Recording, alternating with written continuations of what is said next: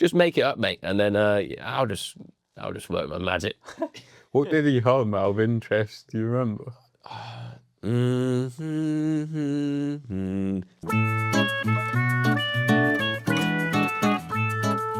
Welcome back to Well as a Will. There's a Dre. I'm back for episode 4. How are you doing today? I'm doing good. Yeah, you have a nice weekend. I have. It's been a nice chilled one. Went to the cinema on Friday night. That was good. Watched Hamlet. Nice. Got a lot to say about that film. Yeah, I'd recommend you to go see it. we can save that for this episode. And as you can see, we're in a different environment today. We thought we'd mix up the setting a bit. Yeah. So let us know what you think of this setup. We're in a room with no windows. Yeah, It's very cold. hence the coach. It's not just for branding, it's also part of our... Though it also very much is Yeah, we're trying a to... hunt for a sponsorship. Yeah, please, North Face, Please. sponsor us. We're cold. Or likewise brand something that we can take on. Yeah, no loyalty. Yeah. Just, anyone wants to send us some clothes, Yeah, send them our way. please do. We've got 10 followers now. I also think it helps us being cold because our thoughts almost come out of survival instinct. You get that delirium you get Yeah, before you die. yeah. We've got some top set design as well today. Yeah. Um, Got this Ferrari. yeah. Got the clapperboard. Can you see the clapperboard? Kind of. You can Yeah. kind of see it, but it's there. Clapperboard used on our short film. Yeah. A number plate from my first car. R.I.P. Jen. Renault Clio. It was. Oh, I thought this was a replica of the first car. Yeah, the F40. No, it was too slow for me. Episode 150 of the podcast. Uh-huh. I just bought my first Ferrari. Nice. How have you been? Yeah, decent. I had a decent weekend. Not a great weekend for Arsenal fans, but a good weekend nevertheless. And So I heard. I'm sure most people watching this don't want to hear about sports, so we'll just move swiftly on to today's topics, which are... Well, it's Oscar season, and we might as well throw our hat in on that. It's quite an interesting lineup, I think. Yeah. Originally, a couple episodes ago, we were talking about. You said Timothée Chalamet deserves an Oscar, and I was like, "Fuck off." Yeah. And I think he actually will win. Yeah, just jumping on the hype. No, I think I was jumping on the hype train, if anything. No, but if you look at the lineup, it's like really could. Yeah, I think he should. Unless Leo wins it. Yeah, which I wouldn't be upset about, but he's got his Oscar now. Sure. Yeah. Let's diversify. And one battle after another was good, but I feel like Mighty Supreme, the performance was better. I think He's so. hungry. He deserves some scraps. And I feel like Not that the Oscar is scraps, but no, it's definitely not scraps. no. There was also a lot of supporting cast in Mighty Supreme who weren't first and foremost actors. A lot of people that maybe it was their first big acting role, so he maybe had to do a bit more heavy lifting. Yeah. But that is Safdie style. But anyway, let's diverge because I'm very aware that we'll come back to it, but I think we have spoken quite heavily about Timothée Chalamet. every episode. Right? So it's just recency bias. Waiting on the DM. Yeah, Yeah. hook us up. Our first guest, Timothée Chalamet. Well, should we have a look at the categories, see who's up? Yeah. Because also watching Hamlet, Jessie Buckley deserves the best actress. She's nominated, I think. Yeah, I really hope she wins it because Yeah. honestly the performance was insane. That's what I've heard. So good. Do you know the page discussing film? I know they're on Twitter. They might be on Instagram. Right. They voted her as their Like number actress, one draw. for winning Oscar as a best actress. And it's funny because I recognised her, but I wouldn't be able to name many roles that Do you remember the A24 film Men?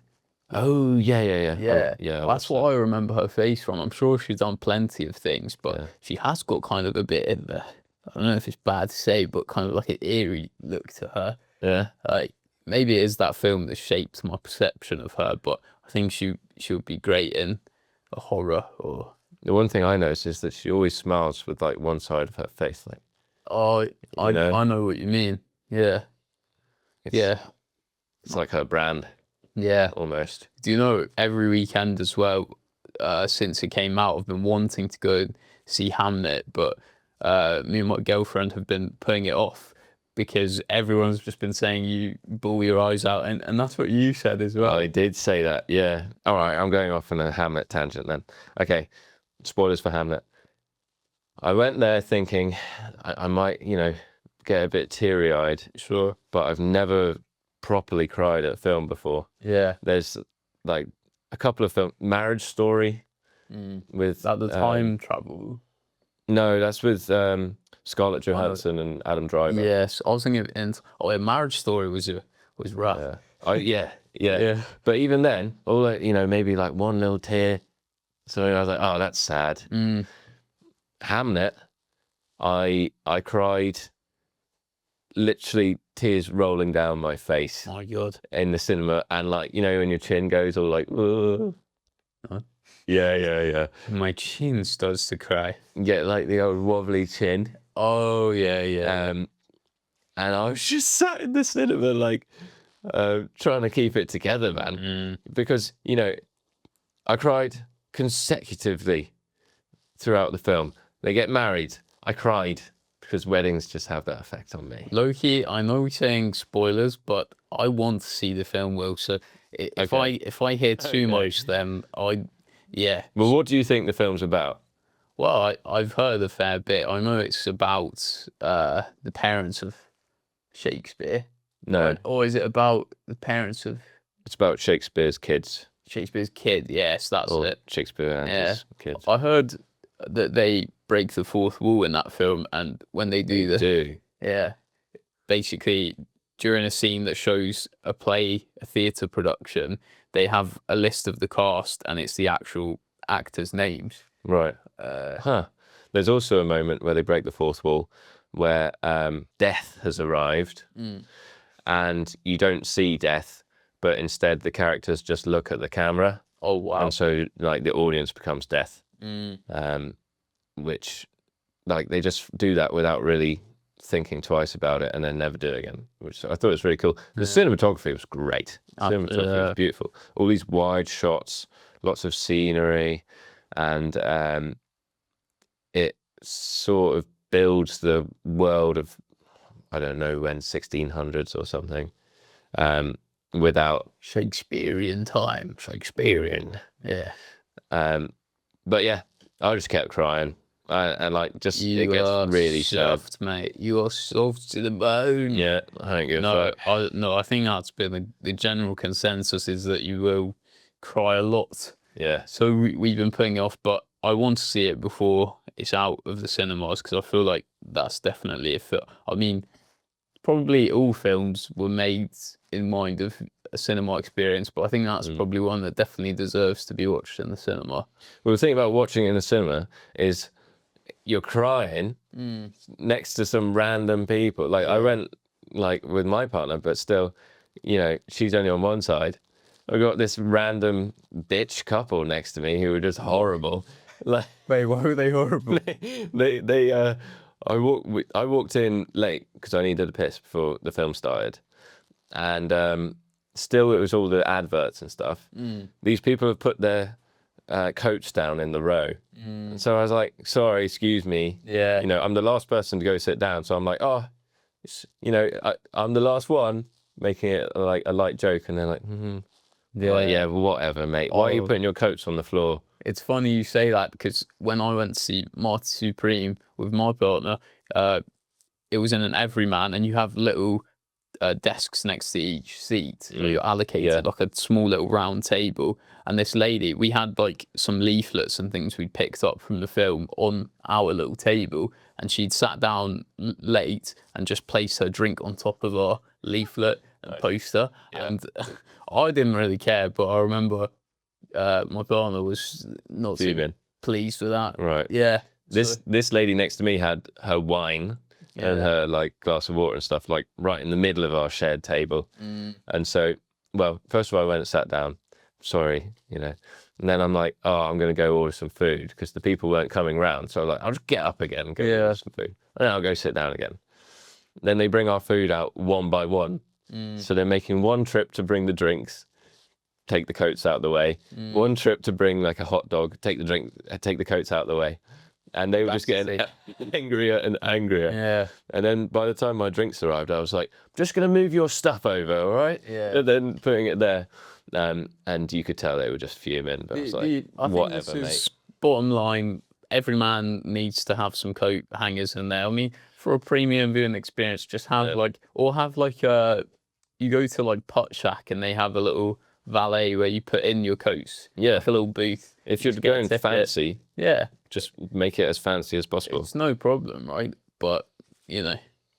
I had a great ice cream sundae. Really? Other than that, that's went to watch Hamnet cry, had an ice cream sundae. And it was all better. Yeah. Well, you got like this popcorn that had everything in it. Yeah. It's nice. Yeah. It's a nice treat of a night out. And also, I remember we were speaking about it before, but with how expensive cinemas have got in the UK, you may as well spend the extra couple of quid and go to an Everyman. Yeah, it's really not much more. Yeah. And the fact you can have food there is nice. Sounds like we're sponsored by Everyman, but no, we're not. Just, if you want to sponsor us though, and just let us watch loads of films, give us that pass. Sounds like a win-win. Pass. Yeah. Yeah. Thank you very much. The thing with Hamlet though is when you're crying watching a film during the dark scenes, that's fine because no one can see you. But then it would cut to like a daytime scene, and I'd be like, "Oh shit!" Like everyone could see me. You just have to start aura farming, just swallow the tips. Yeah, loads of this, like flex the jawline. Stop mewing. Yeah. And after the film ended, I just had to sit there for a bit while everyone left. Yeah, it was embarrassing. Yeah. So you would recommend going to watch that one then? I would recommend going to watch Hamlet. Very good sound design. As well, very good music, which I think made it sad. Because they would have like the happy song from their marriage, and then they'd make it into a sad song when something horrible's happening, and you're like, oh no, the playing with it's all gone wrong. That's a really nice little. I love when they do that in genre, not only like just in general, or like in horror when they have a song that's happy and then they make it scary or something. It's nice. Set up these boundaries and then you break them and break the audience down. That's what we tried to do with our first short film, The Remains.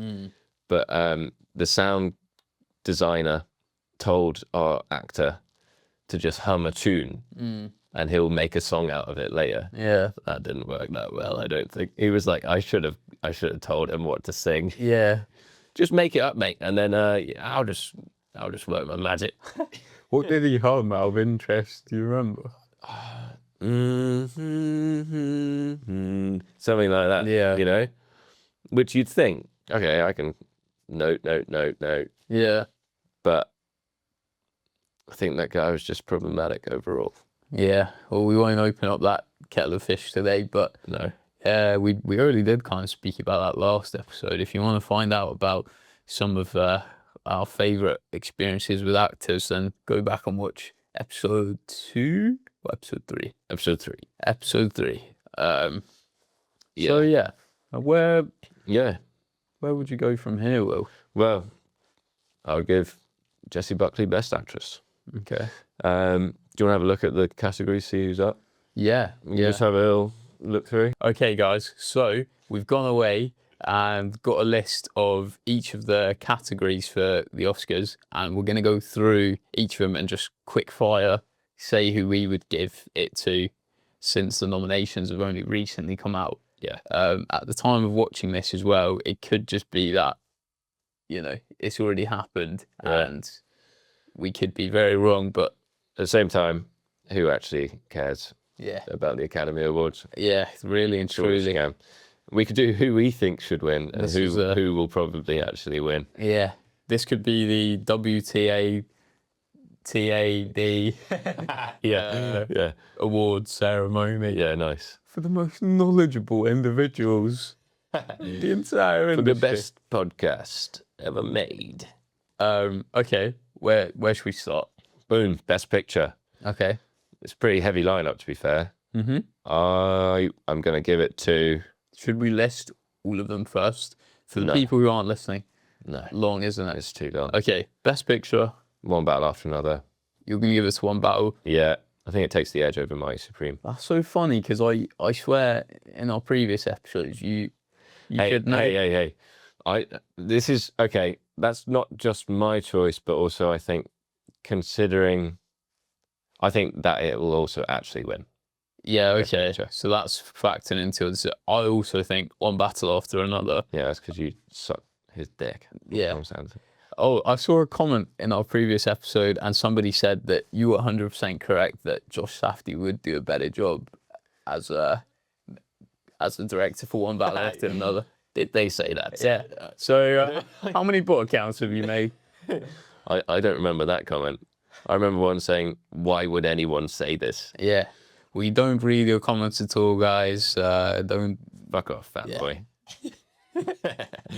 No, please keep watching. We've only got about 10 people. Please. I'm sorry. So sorry. Best actor, go. Best actor, I would like to give it to Timothée Chalamet. I would also like to give it to Timothy. Yeah, if not Leo. Absolutely no way anybody else should win it. No, I mean, I haven't heard of Blue Moon. If haven't Michael B. Jordan wins it, that's crazy. Diabolical. That's crazy. Okay, let's talk. Why the fuck does Sinners have 16 Oscar nominations? Yeah, I was going to say insane. 16 Oscar nominations for his...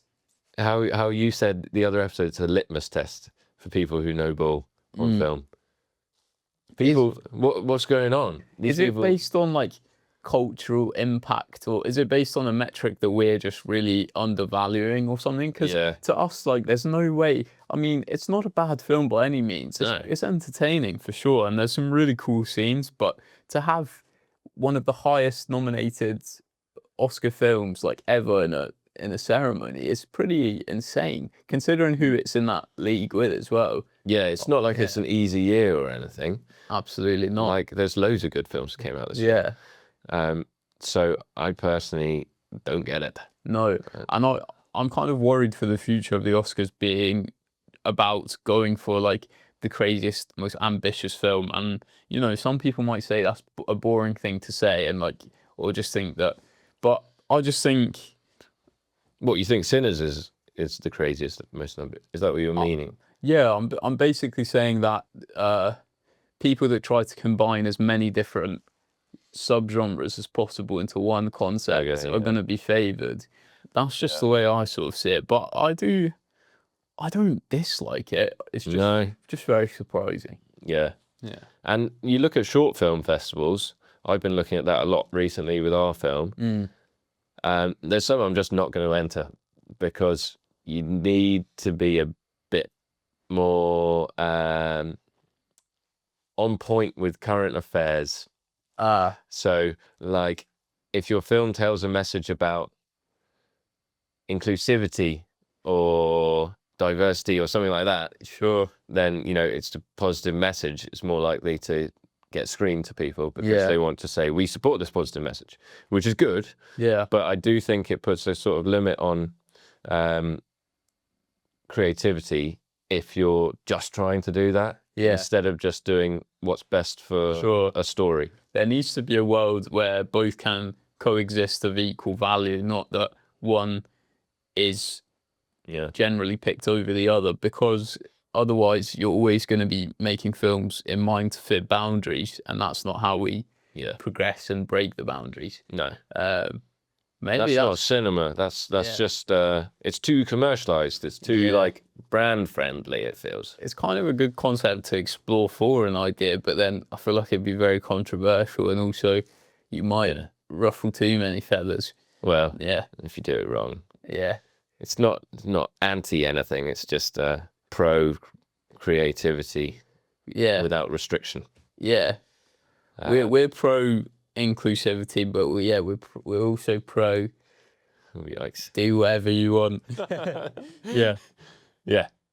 Well, but Sinners doesn't deserve 16 Oscar 16 Oscar nominations. Crazy. Maybe we just need to watch it again, man. Yeah, maybe we should do an episode where we watch Sinners. We keep chatting so much shit about it. Absolutely. We have been toying with the idea, haven't we, of doing an episode and watching like a film we maybe not as big fans or do like a watch along. So let us know in the comments if that's something that you'd like to see. Yeah. Moving on. All right. Best actress. Best actress, Jessie Buckley for Hamnet. Honestly, she was incredible in this film. Really? It was so good. She made Paul Mescal seem like mid in a film where, you know, I thought he was also really good. But it was just her performance was so on another level. You were like, wow, just amazed by her. And it was such difficult content matter. She just carried it so well. Wow. Especially so there's so much behind the scenes stuff beforehand. I was like getting an idea of what Jessie Buckley is like as a normal person. Yeah. And then this character she played, I wasn't thinking, oh, Jessie Buckley's doing a really good job. I was like, this character's amazing. Sure. You know? That's very high praise. Yeah. I feel like I can't comment on that because I haven't yet seen it, which is poor form. But yeah, based on that, I will have to go with Emma Stone, who's also written on here as a nominee, because she was pretty bloody good. She was pretty. Well, okay, wait. She was pretty good. Yeah, she was pretty good. If you hadn't have seen Hamlet last week, would you be inclined to go for Emma? Or Yeah. So there you go, guys. I think either of those two would be quite worthy winners. I'll go for Emma Stone, just based on if you shave your head for a role. Yeah, you know, give him the Oscar. I mean, literally, Timmy. Yeah, true. This is the year of the shaved heads. Next year, all of the actors and actresses are shaving their heads. Yeah, it's how you AI proof. Your work. All goes back to Memento. You know, when he shaves his head in the bathroom mirror. Does he? Yeah. And it's like Memento, the Nolans. Yeah. Yeah. Why does he shave his head? I just remember it being like a really ingrained scene in my mind of him like looking into this bathroom mirror, and it's almost POV. Anyway, best supporting actress then. Okay, this one I would not give to Tiana Taylor. Yeah. What the fuck? Well, didn't she already get either an Emmy or a BAFTA for this as best supporting actress? I'm pretty sure she's already won it. So I feel like a lot of the time the way you get that. Yeah. At all. But I would say that it tends to coincide. Like a lot of the time, the person that wins it in the other awards follows suit in the Oscars. Well, I mean, I also don't know who I'd give it to because I haven't seen enough of these films. I haven't seen Sentimental Value. I'm not really sure what it's about. I think it's got to be, for me, Amy Madigan, who's on there in Weapons. She the Witch? Yeah. Yeah. That was good. Like, that was fucking she almost wasn't a supporting actress. She was there. Yeah. She wasn't, but she was it wouldn't be the same film without her. She was completely, just took over the scene. Yeah. Every scene she was in. Big props to the costume and makeup department. Oh yeah. That seriously is incredibly unique and really helped sell her look. I debated doing that for my Halloween costume going for. No, but it's a bit too much investment. Yeah. Buy an orange wig, shave off your eyebrows. Just make your hair that way. Yeah. Just give yourself this really high cut fringe. Just until next Halloween. And then I'll go as the next crazy lady. I'm giving it to her because she looked drop dead gorgeous. Ooh. That's just my type. She put a spell on you. Have you seen Hocus Pocus? Yeah. Hard. What are they? That's where the song's from. Oh, right. Well, I thought you were going to say that you're in love with the Hocus Pocus ladies. Oh, yeah. Something about the fake teeth and the ugly... anyway. No, I don't know if I'm thinking of the same movie. Best supporting actor. Nah, Benicio del Toro. Okay. I think I loved his character in One Battle After Another. Sensei. That's all he's got. Yeah. Why does it say Josh Safdie? He was in Marty Supreme. That's best director. Sorry. That's Sean Penn also. He did a good job, but the guy's just weird. Have you seen any sort of press about him? Have you seen his girlfriend slash partner. No, she's really young. She's like significantly younger than him, but I think she's like mid-30s. But she's huge. She's like double his height. Oh, right. She's almost like she's a bit broader than him as well. Looks, Amazonian build. yeah, you could say that. Yeah.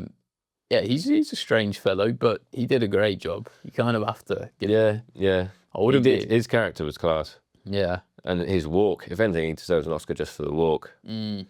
But every like interview I see, he's always got a fag on the go. Yeah. And it's as if he's trying to be like too cool for school. Right. You know what I mean? Well, and you're just like, come on, man. You can relax a bit. No, there has been discussion about the fact that I think he's got some quotes out there about what he just loves smoking. He's been doing it for a long time. Yeah. But he doesn't recommend it, is what I've been told. But, you know, to put a line under all of that, I think they're definitely going to give it to Stellan Skarsgård because he has already won the other ones. And, oh, really? I think he's been in the game for like 50 years, and this would be his first one. Right. And I haven't seen Sentimental Value as well because I'm just not a true cinephile, I guess. But apparently he did a very good job. So fair enough. I think who will win it, he will win it. But I think I'd put a couple quid on Benicio.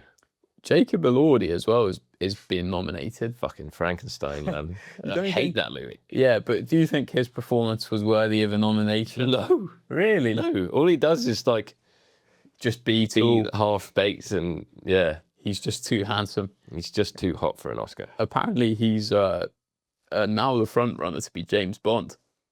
No. And Dennis Villeneuve. Yeah, we're gonna have a 6'6" secret agent from Australia running that. Quick intersection then, because I've got a good hot take for James Bond, and it also involves someone we've spoken about so far today. Okay. James Bond. When you think of James Bond, what do you think? I think smooth criminal, womanizing, danger man. Cool. When you think of Leonardo DiCaprio, what do you think? Oh, God. Yeah.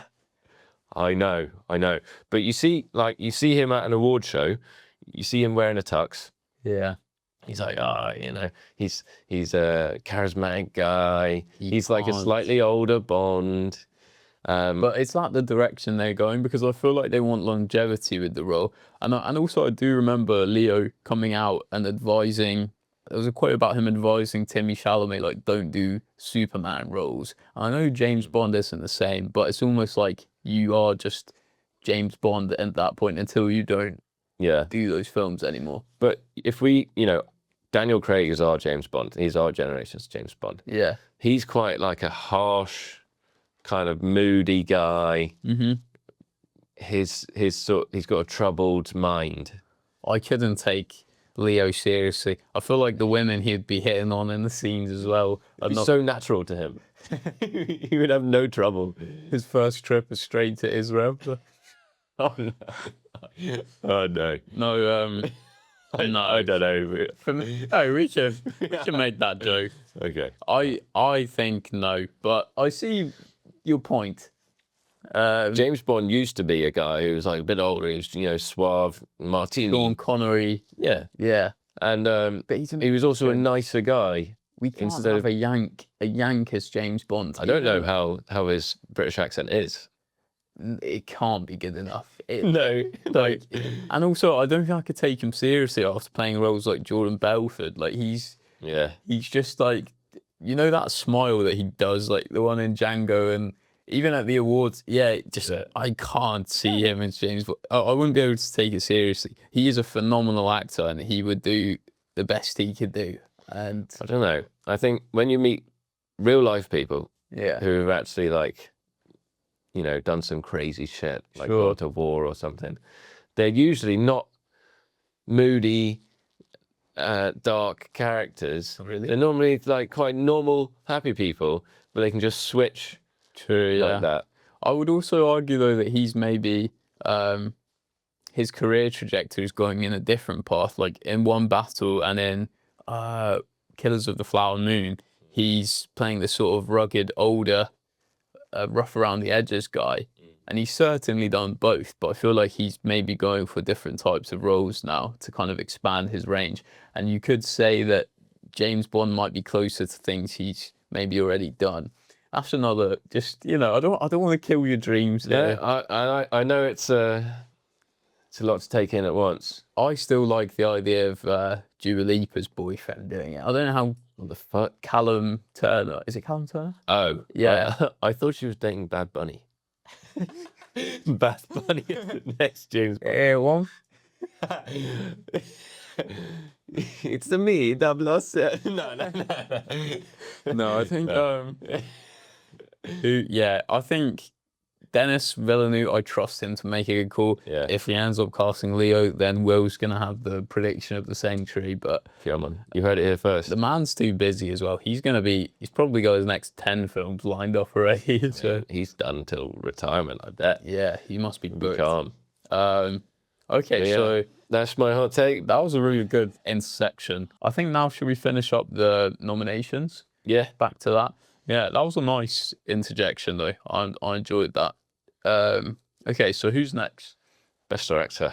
Best director. That's a big one. It is a big one. As a director myself, I would give it to the director most similar to me. Okay. Paul Thomas Anderson. I think if anything, he has a lot to learn from me. Yeah. Nah, I'm joking. I don't even know if I would give it to Paul Thomas Anderson. I think I've watched a lot of behind the scenes for a lot of these nominations. Yeah. And I think I would give it to Josh Safdie. Yeah. Because watching the behind the scenes videos that they released of his film and just a lot of the press that he's done speaking about it, this was a real jump in budget and jump in production for him compared to what he's done before. And he seemed to be like a duck to water in terms of taking on this huger range thing, this entity that's bigger than anything he's done, but still make it feel quintessentially Safdie and a bit, what would you say? But still, it's got that scale up from his last film. Yeah. No, I think you see the guy in interviews and you know he works hard. You know that he's been dedicated to this, and it worked out. The film's good. It was really good, and not just because of the performances, because of every moving part in this film seems to be really strong. Yeah. So I would agree. Yeah. Josh Safdie, if he wins it, I'd be really happy. I've seen people praising the editing as well and saying that the editing for that film could win. Yeah. Should win for the intro sequence alone. Yeah. All shot in camera. Yeah. One night, me and So that would be my pick. We've also got a bias because literally since second year uni, so how many years ago was that now? Oh, we don't need to say that. Bloody hell. A while. A long time ago. Yeah. Back in the day, a long time ago. But we were big fans of the Safdies during the good time days, and I'd just love to see him propel even further. Let's see where he can go. We even went as far as to recreate a scene we made our own scene that would fit into Good Time. Yeah, we were fanboying hard. He's my fucking brother, Nathan. He's my brother. He's my brother. You gotta like.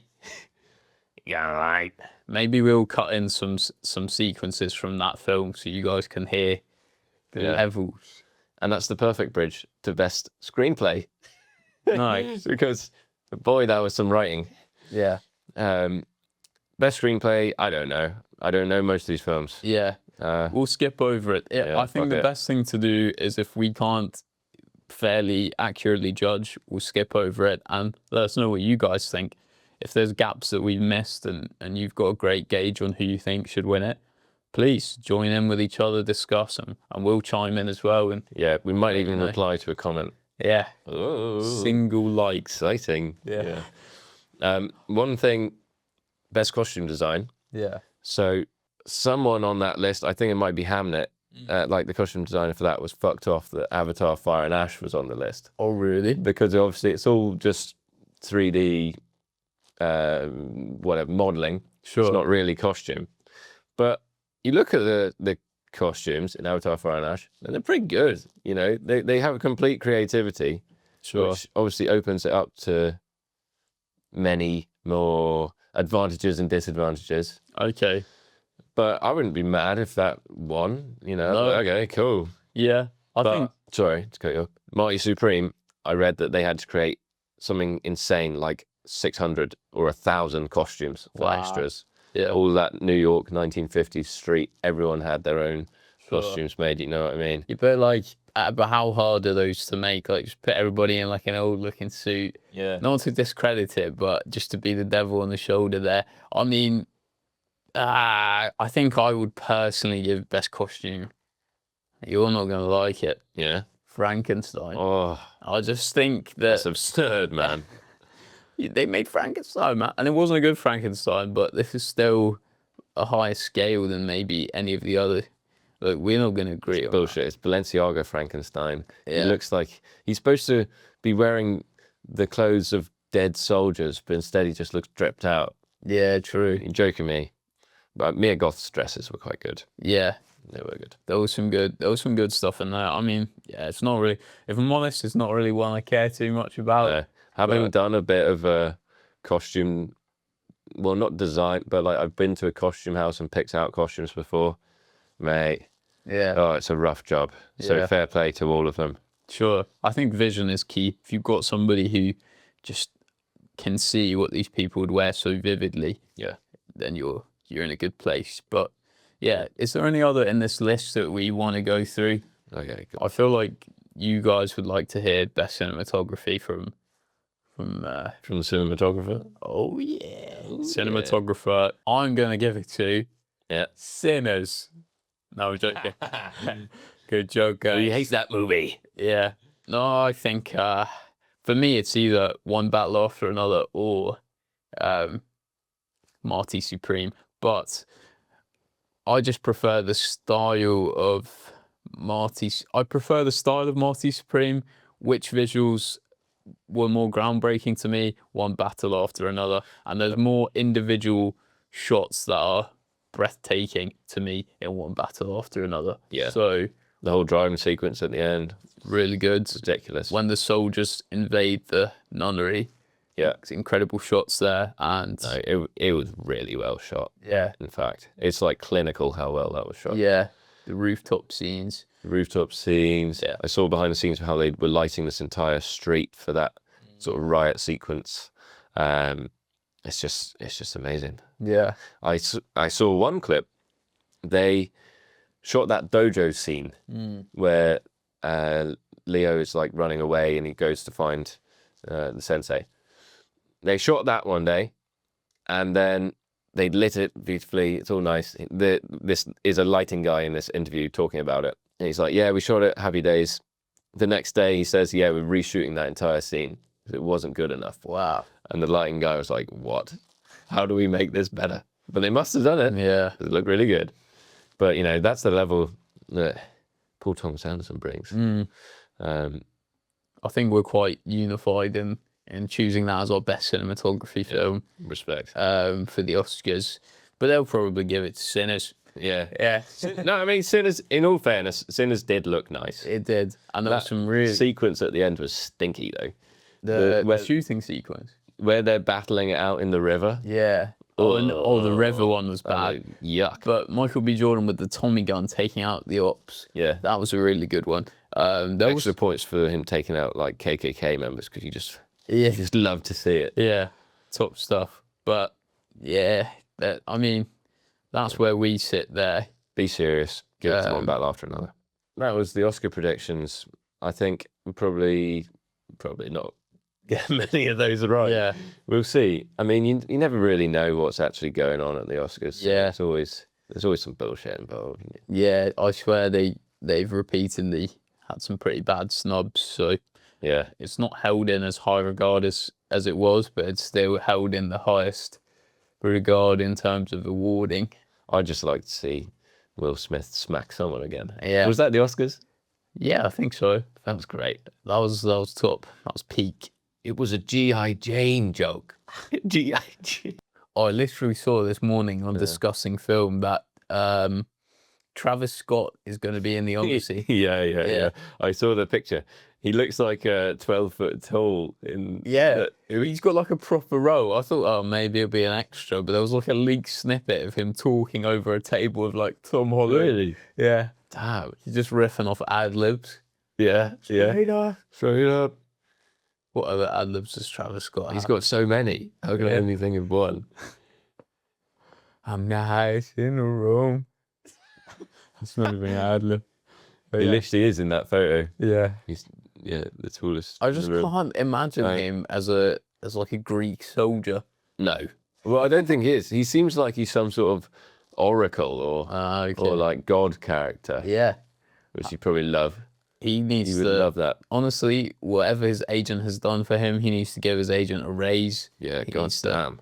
I doubt Christopher Nolan was like, hey, what's that guy that did 90210? Yeah. How does that even come about, man? It makes you think how close-knit are these communities in Hollywood. Like, a mate of a mate. Kardashians probably got him in. Yeah, you never know. Still tight with Kylie. Maybe he, through Kylie Jenner, Travis Scott, Kylie Jenner, Timothy Chalamet.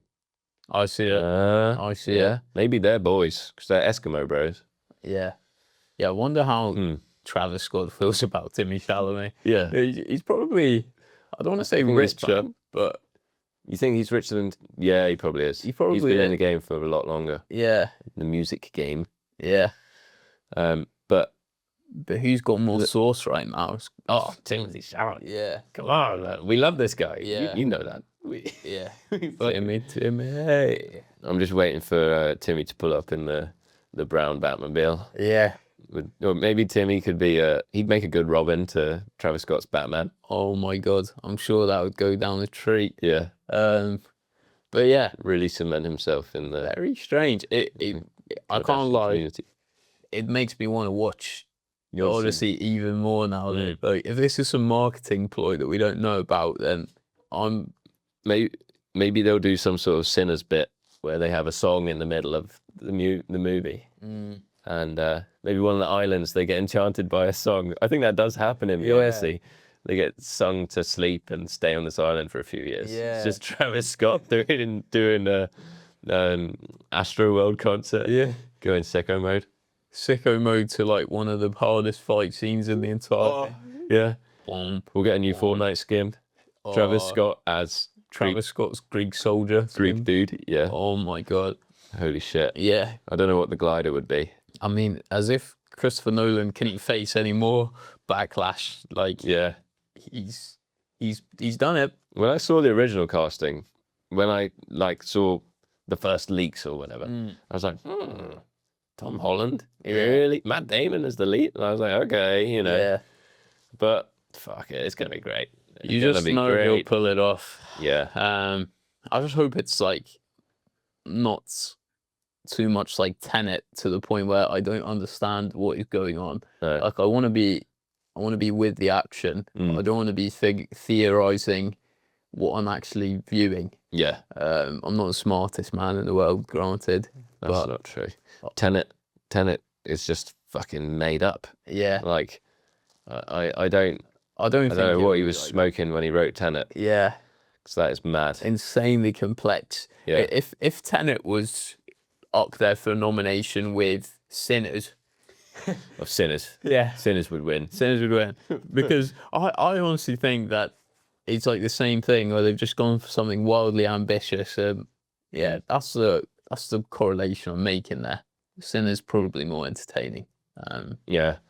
More mainstream. Oh, yeah. God, yeah. The mainstream loved Sinners. That's why it's doing so well. They just want people to stay invested in Hollywood. Yeah. Maybe. It makes you think as well, like, does viewership have a factor as well? It must have some sort of factor because I know it was very successful in the box office. Yeah. But well, you wouldn't have a stinker film up there, would you? No. Unless it was just like a Fight Club or something where the audience just didn't get it right away. Yeah. Slow burner. Yeah. Yeah. Yeah. Oh, there's some films that I haven't got recently that I've seen. That's just made me think of, I watched the other day The Life of Chuck. I don't know if you've ever seen that with is it Tom Hiddleston? Chuck. Yeah, Life of Chuck. It's this weird sort of like celestial being film where it's kind of in segments, spoiler alert, of like the same character, but from different perspectives of people that he's crossed paths with in his life. Okay. And the first segment is like this really weird world is ending thing. And it was very, very strange. That's the best way I could describe it. And I didn't fully understand it, but I think I got some of the overall messaging. If you compare it to another movie. Well, I was just, to compare it to another film. Honestly, the structure of it kind of reminded me of, what was that film? Something like Buster Chugg's. Oh, yeah. The Ballad of Tale or something, yeah. But with that film, that was completely different stories. Whereas with this one, it was like split up narrative into narrative chunks like that, but they were all connected in some way about this man called Chuck. But he was just a normal guy. But in the first segment, he was like the entire planet was ending, but his face was being blasted on screens everywhere. But he's just this normal guy. It was this weird fever dream of a film. Stick with me. Yeah. I still haven't fully figured out, but my impression of it is, or the overall messaging is that, you know, time is sacred and we should enjoy things a bit more. Kind of. I think that's what they were going for. You softy bastard. I don't know. You would totally cry at Hamlet, mate. No. Yeah, you would. That's not just me. Too woke, mate. Too woke. No, woke stuff. Where's the England flag? Yeah. Is Hamlet a British film, actually? Yeah, it's about Shakespeare. Okay, great. Because I was going to just say... So I wouldn't watch it if it wasn't. Yeah. So it wasn't like... Yeah, Hollywood always dominates, but I think it's good to see a British production. Yeah, true. That's true. Still just America. So we're rooting. So, you know, you've got Chloe Zhao, is the director. Where's she from? Zhao. China? China. Okay. But she could be British, but have, you know... Yeah, she's Chinese. I can't do a Trump impersonation. That's the one I would really wish I could do. Yeah. It's just so funny. They're eating the dogs. they're eating the dogs. No, that's like if Trump had a stroke. Insert Mark Ruffalo Trump. Yeah. Let's get the teeth out. Yeah. That's the trick. Trump's on his way out, isn't he? Oh, who knows? He doesn't look like he's got a long left. He definitely looks like he's a bit of a husk now. In that sense. Yeah. I think he's especially sick in different ways, but yeah, who knows? They're just going to pump life into him one way or another to get to the end of his term. Maybe that's why he wants Greenland. He just wants to seal puppies. Yeah.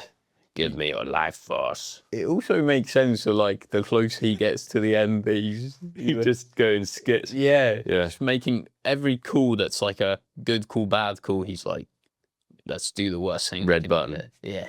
Slam. Crazy man. That's enough politics for our now. Film podcast. Okay, Secret Life of Chuck. Maybe I'll check it out. Maybe I'll chuck it out. Yeah. Ew. Get in the bin. I would love to know your thoughts on that. So yeah, if you fancy watching it. Yeah. I think it got a 3.7 on, or 3.8. That's pretty solid, to be fair. I gave Hamlet 5 stars on Letterboxd. I saw that. Yeah. And if you don't know, guys, you probably don't know this, but Will is the harshest Letterboxd critic of all time. And for you to give it, I don't think you've ever... No. I think I might have given Lord of the Rings 5 stars, just because Lord of the Rings is the best. But 5 stars for 5 buckets of tears. Yeah. So if you want to get a 5-star from Will, you know what you need to do. Yeah. Make him cry. Make me cry, baby. I like that it hurts. I'd like to make an actor cry someday. Oh, yeah. That would be funny. Like Paul Dano. Yeah.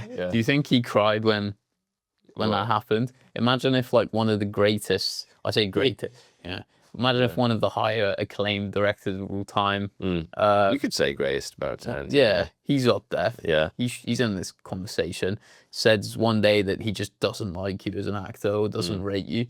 Quentin Tarantino said Paul Dano is the weakest fucking actor in SAG. With the swear word, that's not me just embellishing. That's pretty rough. Yeah. I'd be quite upset. Yeah, and it went viral, didn't it? It sparked a huge discussion, and actors coming out to defend him, actors coming out to, Yeah. maybe there wasn't many actors defending Tarantino, but No, defending Paul Dano, yeah. yeah, Because why shit on someone like that?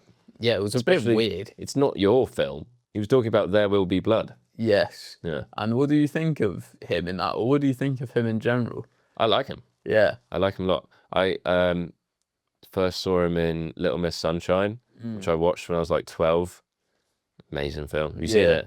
No. Oh, mate, it's so good. He plays this character who's like a moody teenager who wants to be a pilot. And he wants to be a pilot so bad that he's taken a vow of silence until he becomes a pilot. Okay. So he's just like a moody prick. Yeah. But as the film goes on, the family are all bonding, and they're on this road trip, and Steve Carell's character, they're messing around in the van, and he's got these little colorblind tests. Oh, right. Where it's like you see the number, and it turns out Paul Dano's character is colorblind. Oh, I think I've heard about this. So he can't. You can't be a pilot. And spoilers. He breaks his vow of silence by screaming. Ah. Amazing. Yeah. He's been in the game a long time, hasn't he? And he's good. I like him a Yeah. lot. I like him a lot. So I think that was pretty undeserved. yeah. Well, I can see why Tarantino. I mean, he doesn't seem like the type of actor that Tarantino would cast. He normally goes for these sort of larger than life characters, these like big extroverted personalities. Yeah. And Paul Dano is not that. He strikes me as like not an introvert, but definitely somebody who's a bit more contained and reserved. Yeah. But I think it was pretty harsh. Yeah. Yeah. It's just why? You just know as well, like, give it a year and somebody's going to give him like a huge role just to say, fuck it. Because I know, can you imagine being Tarantino? He must have a lot of ops in the industry. Yeah. He must have a lot of people going for him. That's what happens when you keep writing really racist characters and casting yourself. Yeah. And then I'm going to lick your feet. Yeah. He's crazy, man.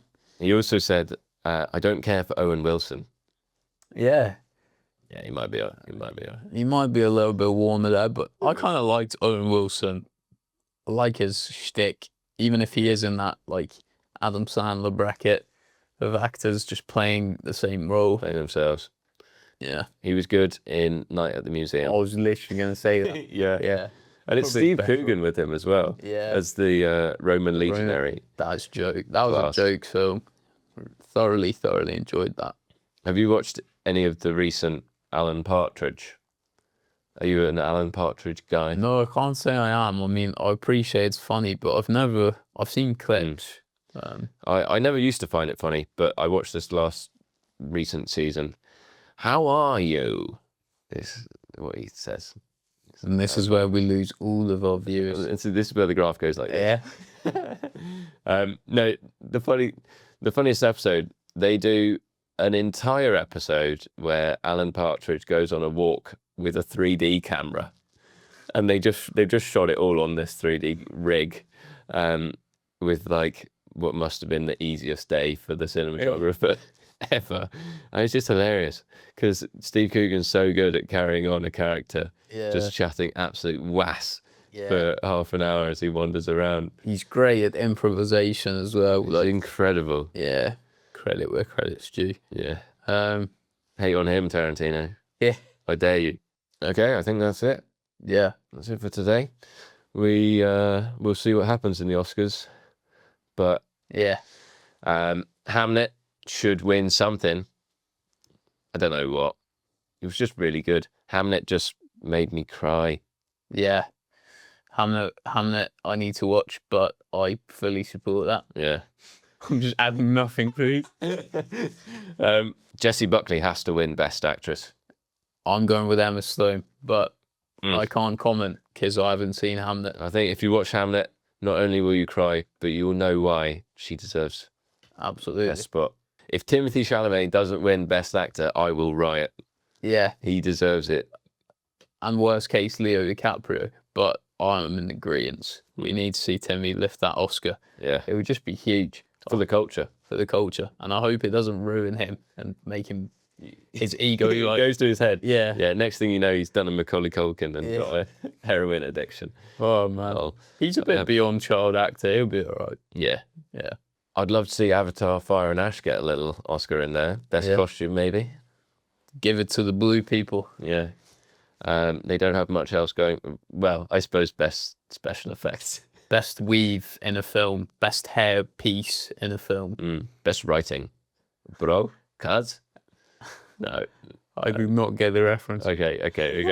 Anyway. All right, that worked. I saw a funny meme on the Avatar film, and it was a guy he made like a reel, and it was like, we need to find, what's the main character's name? Jake Sully. We need to find Jake Sully. And then it cuts to like the second film, and it's like the same guy again. He's like, we need to find Jake Sully. And then Avatar 3, we need to find Jake Sully. Avatar 4's on its way. Find me Jake Sully. Must find him.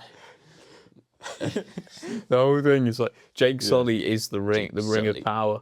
Well, they do actually get Jake Sully in the third one. Bring me Jake Sully. Bring me Jake Sully.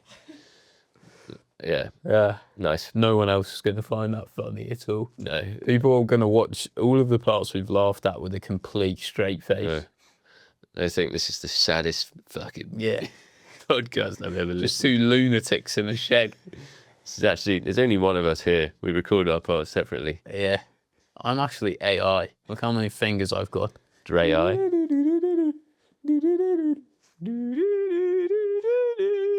We covered the Oscars. We covered the Oscars. Travis Scott. Maybe he'll be up for the Oscar next year. Best supporting actor. Standing on stage in the brown Batman suit and a broadsword. Shit. That's what I want to see. If Tiana Taylor wins Best Supporting Actress, Travis Scott better get Best Supporting Actor next year. The GOAT. Yeah. Leonardo DiCaprio for James Bond. He says yes, I say no. And stick him in a tux. Yeah. Give him his martini. Give him his young bride. Maybe Brad Bond. Or flipping whatever the Yankee version of Brad Bond. 00 Brad. Brock Bond. my name's Brock Lesnar Bond. We gotta save the American dollar. Somebody bring me a flag.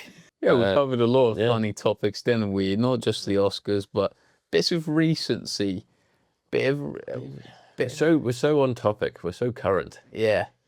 We're going to try and keep it up as well, because we've realised that it's good to have, more structured episodes. And then we probably want to talk about stuff that you guys might be talking about this week or this month in film. So that when this podcast comes out in 2 months' time, it's already too late. No. But you will respect our valour. Yeah. And you'll think, I remember when that was relevant. Yeah. These guys are way off. Yeah. They haven't even seen the films they're talking about. No, I know. Yeah. And the Oscar goes to. Yeah. It should be interesting. Maybe after this is done as well, we can do a video reacting to who actually won the Oscars. We could do a live reaction. Ooh, that's not a bad little idea. Yeah. Yeah. Or at least fake it. Got the cogs turning. Yeah. Thank you very much, guys. Thank you for listening. And yeah. Job done. See you next time. Garbage.